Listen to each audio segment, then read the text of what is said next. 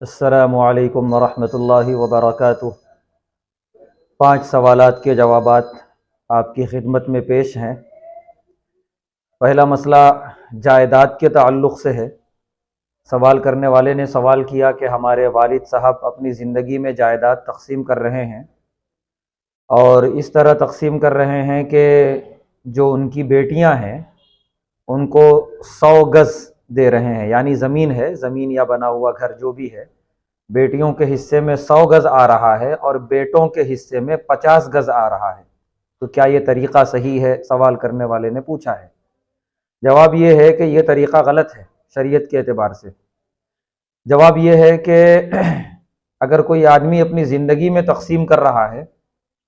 جائیداد تو اس کے سامنے دونوں آپشن ہیں۔ ایک آپشن یہ ہے جو کہ پہلے نمبر پر ہے کہ تمام بیٹے اور بیٹیوں کے درمیان برابر برابر تقسیم کرے، زندگی کی تقسیم، کیونکہ زندگی کی تقسیم وراثت نہیں ہے، یہ ہبہ ہے، تحفہ ہے، تو تحفے میں تمام اولاد کو برابر تقسیم کرنا ہے بالکل ہر حال میں۔ تو اگر بیٹیوں کو 100 گز تو بیٹوں کو بھی 100 گز، اور اگر بیٹوں کو 50 گز ہے تو بیٹیوں کو بھی 50 گز، یہ ہونا چاہیے۔ دوسرا آپشن یہ ہے جو زیادہ بہتر نہیں سمجھا گیا ہے، وہ یہ ہے کہ جیسے انتقال کے بعد وراثت تقسیم ہوتی ہے کہ بیٹیوں کو آدھا اور بیٹوں کو اس کا ڈبل، تو وہ حساب سے بھی تقسیم کرنا چاہیں تو کر سکتے ہیں کہ بیٹیوں کو 50 گز دے دیں اور بیٹوں کو 100 گز دے دیں، لیکن زندگی میں یہ طریقہ اتنا افضل نہیں ہے۔ زندگی میں جو طریقہ افضل ہے جائیداد کی تقسیم کا وہ یہی کہ تمام اولاد کے درمیان بالکل برابری ہونی چاہیے۔ تو جو سوال کیا ہے کہ بیٹیوں کو 100 گز اور بیٹوں کو 50 گز دے رہے ہیں، یہ طریقہ غلط نہیں ہے، صحیح نہیں ہے، یہ طریقہ غلط ہے اور اس کے بارے میں اللہ کے یہاں پوچھ ہوگی۔ یہاں پر 2 چیز کی وضاحت ضروری ہے۔ ایک چیز یہ ہے کہ بعض مرتبہ جب جائیداد تقسیم کرتے ہیں زندگی میں تو بیٹوں میں کوئی بیٹا اگر اچھا کما رہا ہے، اچھا خوشحال ہے، تو اس کو کم کر دیتے ہیں کہ بھائی تم تو خوشحال ہو نا، رہنے دو۔ یہ طریقہ غلط ہے کہ جائیداد کی تقسیم اور یہ ہبہ جو بھی ہے بالکل برابر ہے، اس میں کسی کے کمائی کو دیکھ کر، کسی کی آمدنی کو دیکھ کر اس کا حصہ کم کر دینا، علماء نے لکھا ہے یہ حق تلفی ہے، یہ ناانصافی ہے، یہ جائز نہیں ہے۔ وہ کما رہا ہوگا، اپنی محنت سے کما رہا ہے۔ دوسرا طریقہ یہ ہوتا ہے کہ کوئی بیٹا نافرمان ہو جاتا ہے، اس کو کہتے ہیں عاق کر دیا میں نے اسے، تو اس کو وراثت سے بھی محروم کر دیتے ہیں، جائیداد سے بھی محروم کر دیتے ہیں، اس کے نام جائیداد رہتی ہی نہیں ہے، وصیت ہی نہیں کرتے اس کے نام، یہ نافرمان ہے۔ یہ بھی غلط ہے، نافرمان ہے، اللہ کے یہاں پوچھ ہوگی، بڑے عذاب کا مستحق ہوگا، وہ سب اپنی جگہ، لیکن یہ جو جائیداد میں حصہ ہے، یہ وراثت جو ملتی ہے، یہ خونی رشتے کی بنیاد پہ، یہ خونی رشتہ ختم نہیں ہو سکتا۔ جب ختم نہیں ہو سکتا تو جائیداد سے محرومی بھی نہیں ہو سکتی۔ تو یہ 2 چیزیں سامنے رہیں، اس کے بعد جو ہے اولاد کے درمیان بالکل برابر برابر تقسیم کیا جائے۔ اس کے بعد دوسرا سوال یہ ہے کہ خطبے کے دوران ہاتھ اٹھانا اور آمین کہنا دعا میں کیسا ہے؟ امام صاحب دوران خطبہ دعا کرتے ہیں عربی خطبے میں، تو اس میں ہاتھ اٹھانا کیا ہے؟ صحیح ہے؟ آمین کہنا صحیح ہے؟ جواب یہ ہے کہ دونوں غلط ہے۔ اللہ کے رسول صلی اللہ علیہ وسلم نے جو دعائیں فرمائی ہیں خطبے میں منبر پہ، تو صحابہ نے نہ ہاتھ اٹھایا ہے نہ زور سے آمین کہا ہے، بلکہ ہاتھ اٹھائے بغیر دل میں آمین کہا ہے، اس کی اجازت ہے دل میں آمین کہنے کی، زور سے نہیں۔ وجہ یہ ہے کہ خطبہ نماز کی طرح ہے، بالکل جیسے نماز میں آدمی کوئی دوسرا کام نہیں کر سکتا، اسی طرح خطبے میں بھی نہیں۔ یہاں تک کہ خطبے میں ایک آدمی دیکھ رہا ہے کہ دوسرا آدمی بات کر رہا ہے یا کچھ غلط کر رہا ہے تو اس کو منع بھی نہیں کر سکتے، حالانکہ وہی مسجد کے باہر کوئی غلط کرے تو روکنے کا حکم ہے، لیکن دوران خطبہ کچھ اگر کوئی کر رہا ہے تو حکم نہیں ہے روکنے کا۔ کیوں؟ یہ نماز کی طرح ہے، جس طرح نماز میں دوسرا کام کرنے کی اجازت نہیں ہے نماز کے علاوہ، اسی طرح خطبے میں بھی نہیں ہے۔ یہ دوسرا سوال تھا۔ تیسرا سوال یہ ہے کہ قبر پر جائیں تو کون سی سورہ پڑھیں؟ تو اس سلسلے میں حضرت انس رضی اللہ تعالیٰ عنہ سے ایک روایت ہے جس کو مرفوع کرتے ہیں، یعنی اللہ کے نبی صلی اللہ علیہ وسلم کا ارشاد ہے، بتاتے ہیں، اور پھر کہتے ہیں کہ اللہ کے نبی صلی اللہ علیہ وسلم نے ارشاد فرمایا کہ جو آدمی تم میں سے قبرستان جائے، من دخل المقابر، قبرستان میں داخل ہوا، فقرأ یاسین، پھر اس کے بعد اس نے سورہ یاسین کی تلاوت کی، خفف اللہ عنہم یومئذ، تو اللہ تعالیٰ اس یاسین پڑھنے کی برکت سے اس دن تمام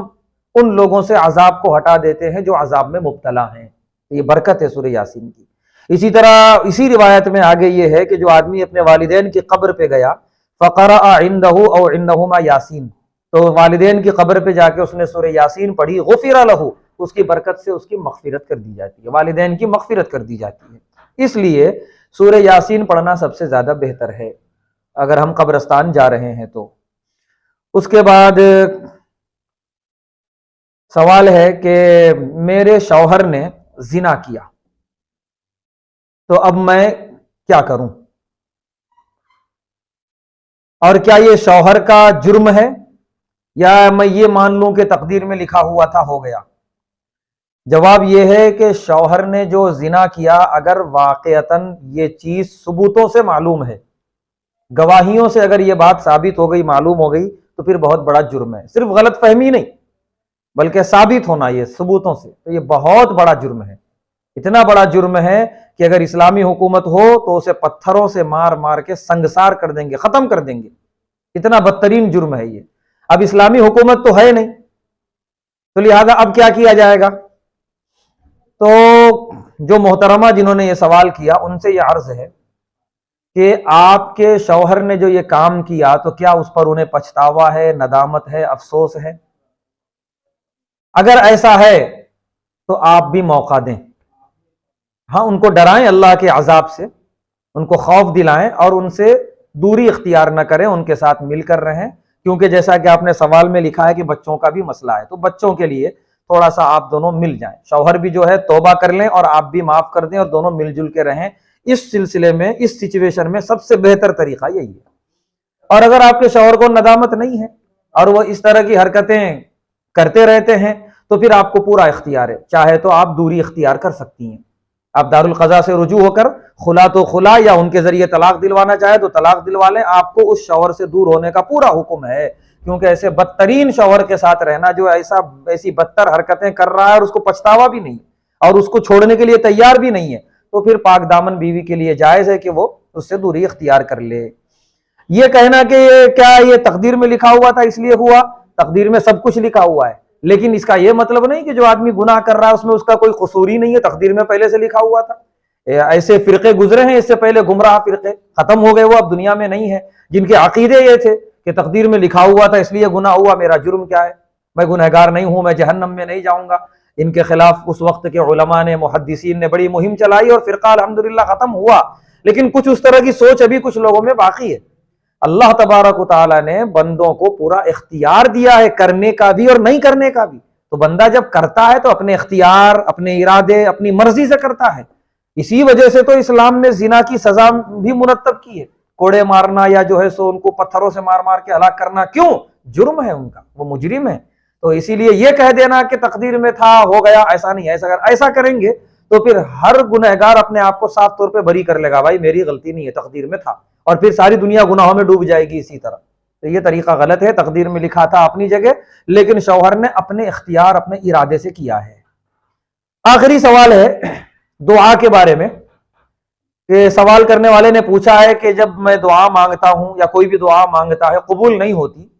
کچھ لوگ کہتے ہیں کہ اس لیے قبول نہیں ہو رہی کہ اللہ چاہ رہے ہیں کہ آپ بار بار اللہ کے پاس آئیں، اللہ کو آپ کا آنا پسند آ رہا ہے، اسی لیے اللہ قبول نہیں کرتے۔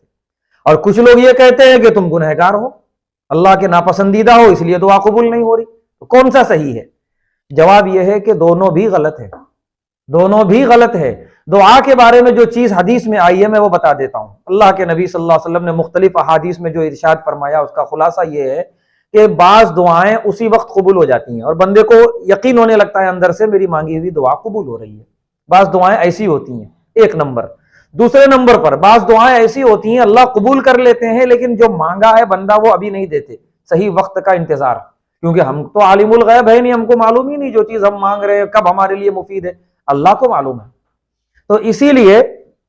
بعض دعائیں قبول تو ہو جاتی ہیں لیکن وقت کا انتظار، وقت پر جو ہے اللہ وہ چیز عطا کرتے ہیں، ہمیں لگتا ہے کہ قبول نہیں ہوئی لیکن وہ قبول ہو چکی ہوتی ہے۔